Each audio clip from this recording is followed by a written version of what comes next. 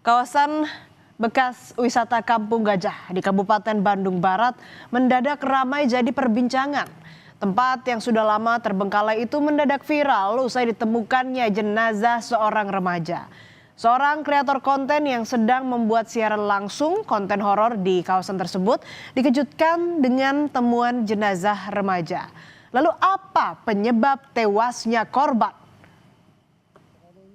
Penemuan mayat di Kampung Gajah. Jumat malam 13 Februari 2026, kreator konten tim Terobos Mitos tak menyangka niatnya untuk membuat konten horor di bekas tempat wisata Kampung Gajah malah berujung dengan temuan jasad seorang pria. Jasad tersebut ditemukan tergeletak dan sudah mulai membusuk.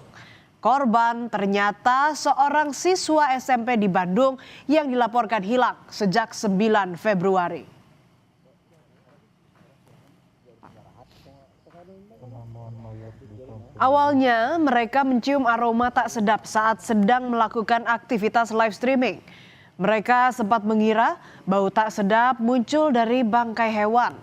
Curiga, mereka pun akhirnya mencari sumber bau tak sedap tersebut dengan melewati rumput-rumput liar, dan ternyata mereka menemukan korban sudah terbujur kaku. Temuan ini dilaporkan ke polisi.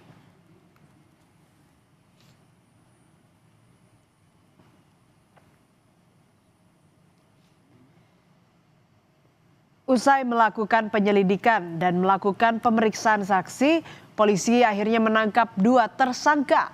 Mereka ditangkap di tempat berbeda di Garut, Jawa Barat, dan pelaku yang masih berstatus pelajar ini ternyata adalah teman korban semasa sekolah di Garut. Lalu kok bisa membunuh temannya sendiri? Ternyata saudara, dari hasil pemeriksaan polisi, motif pembunuhan dipicu sakit hati dan dendam karena korban memutuskan hubungan pertemanan dengan pelaku. Pelaku sudah merencanakan pembunuhan ini sejak dari Garut.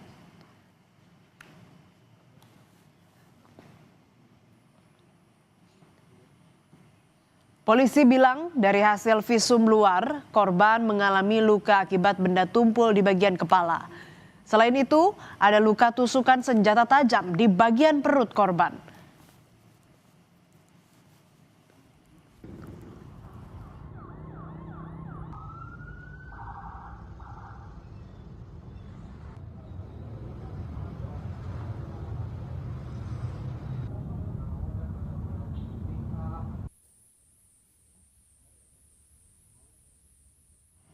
Lalu bagaimana kasus pembunuhan terjadi?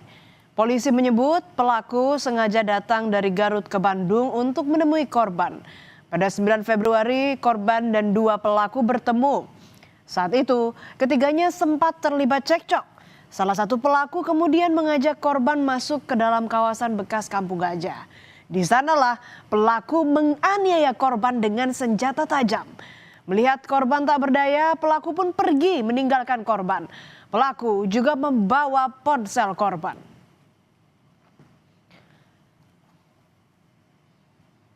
Tak hanya keluarga korban, warga di sekitar rumah pelaku juga sempat menanyakan keberadaan korban pada pelaku.